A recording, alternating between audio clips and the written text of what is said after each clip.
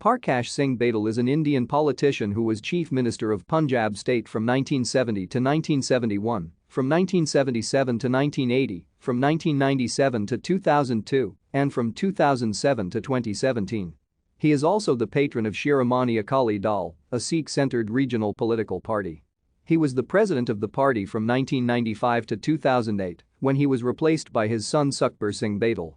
As the patron of SAD, he exercises a strong influence on the Shiromani Gurdwara Parbandhak Committee and Delhi Sikh Gurdwara Management Committee. The Government of India awarded him the second highest civilian award, Padma Vibhushan, in 2015.